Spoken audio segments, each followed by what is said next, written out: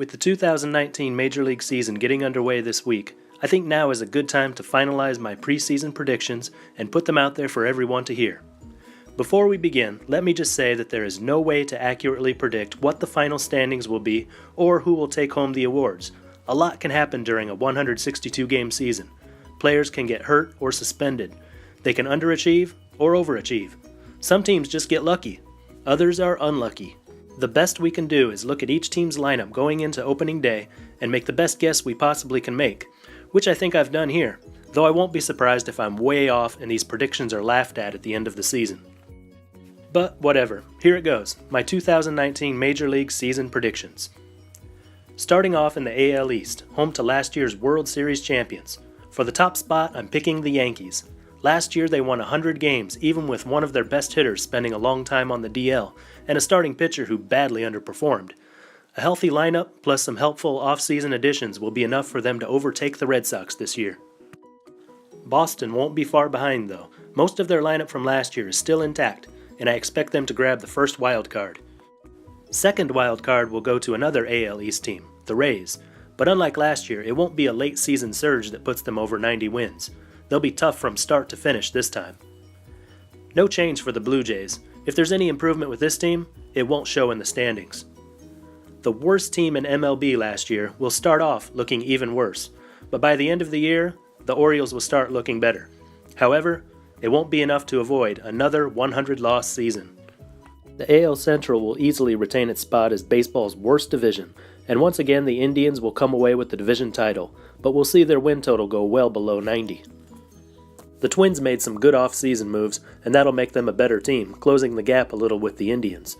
The White Sox won't be contenders yet, but they'll finish the season strong, and we'll be looking forward to 2020, when they are contenders. The Royals will be slightly improved, but only slightly. Good news for the Tigers is that they've got Miguel Cabrera back in the lineup. Bad news is that he's not the player he used to be, and his 25 home runs won't save the Tigers from the cellar. No big changes in the West, where the Astros will once again take the top spot. They've been good for several years now, and they'll be good for several more. They won't be dethroned this year, probably not next year either. I'm going with the Angels for second, though nowhere near first. Ohtani will hit 30 home runs, and there will be debate over whether to keep him at DH permanently or try him again as a pitcher. Trout will be MVP of the league, but an awful pitching rotation will keep them out of the wild card. Oakland will slip a little. Chris Davis will still be a good hitter, but his home run total will decrease while strikeouts increase. Rangers escape the cellar, but still won't be very exciting to watch, especially without Adrian Beltre. And that leaves the Mariners, tanking for the present to build for the future. Over to the National League. Last year the Cubs entered the final week of the season with the best record in the league, but had not even clinched a wild card yet. That's how tight the race was last year, in stark contrast to the lopsided American League.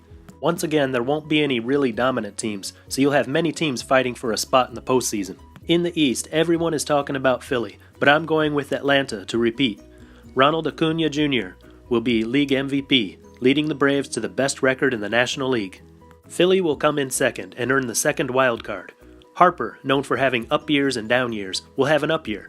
Real Muto will make just as big of an impact as Harper. Aaron Nola will have another strong year on the mound, while Arrieta will continue to decline. The Nationals will be about the same. Not bad, but not competitive either. The Mets will be a better team, but not enough to boost them in the standings. The Marlins will lose over 100 games, giving them the worst record in the National League. Not that they'll be that much worse, but the East will be so much tougher this year. In the NL Central, an extra game was needed to decide the division title last year, and that could very well happen again this year. For the top spot, I'm going with the Cardinals. They weren't far behind last year, and adding Paul Goldschmidt and Andrew Miller will be enough to push them to the top. Cubs will grab the first wild card. Chris Bryant will be back to normal. Rizzo and Baez won't miss a beat. Lester's numbers will be off a little from last season, but Darvish will make up for that. He won't be back to his old self, but he'll have a positive impact. The Brewers will be that heartbroken team that just misses the postseason. They'll bounce around the top 3 spots in the division standings all year and finally settle in at third, losing out on the wild card on the final day of the season. The Reds had a horrific start to last season. This year will be the opposite, a strong start fueled by new additions to the lineup, but by July they'll cool down and settle into a respectable 4th place finish. The Pirates will be last only because someone has to be last. They really won't be that bad. Out west, the Dodgers' 6-year reign at the top of the division is coming to an end. That place will be occupied by the Rockies. They won't be dominant, but they'll win the division by at least 4 games. For the second-place Dodgers, injuries will continue to bother Kershaw, who may never pitch a full season again. The off-season acquisitions were not enough to make up for the off-season departures. Padres have a bright future ahead of them, though it's too early for them to make a postseason run. They'll move up 2 places this year with a little help from their new arrival. The Diamondbacks have been falling further and further from the top. Goldschmidt's departure only accelerates their fall. The Giants will finish last, dead last.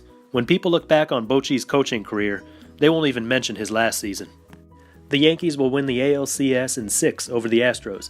The NLCS goes to a full 7 games as the Braves top the Cardinals, setting up a rematch of the 1996 and 99 World Series. But this time, Atlanta prevails in 7 games. As I mentioned before, Trout and Acuna will get the MVPs. For the Cy Young, I'm going with Chris Sale and Aaron Nola. If you agree with my predictions, hit that like button. If you disagree, please leave a comment telling me how wrong I am.